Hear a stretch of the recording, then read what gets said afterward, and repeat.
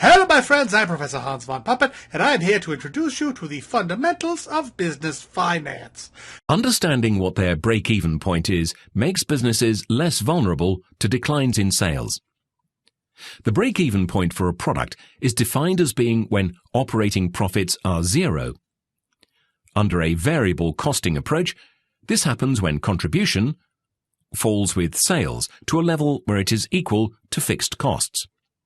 So a business wants to know what the level of sales needs to be where the level of contribution is enough to cover its fixed costs, or in other words, where sales are equal to total costs. Let's look at what this means for our case study business, Gulf Corp, which has just launched the innovative Product Alpha. As you can see, the sales revenue for Product Alpha rises in line with each unit that is sold. Gulf Corp's variable costs increase with each additional unit, but their fixed costs stay constant. As you can see, fixed and variable costs are equal to sales revenue at the point where 5 units are sold. At this point, sales and total costs are both 200, resulting in an operating profit of 0. So this means that the sale of 5 units is the break-even point for Product Alpha.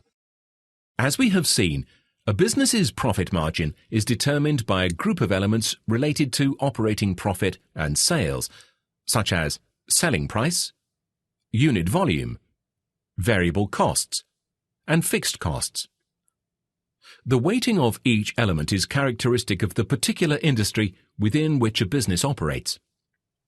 Laying out these elements in a flowchart format helps to clarify how changes in each one affect the final value of the profit margin. Because, as you'll remember, profit margin is determined by dividing operating profit by sales, and the flowchart clearly lays out the elements of both sales and operating profit. For this reason, we will return to this flowchart layout later on in the course for use in other contexts. But for now, as you can see here, the profit margin ratio includes all of the main operational elements of a business's P&L, which is one of the reasons that makes it such an important management ratio.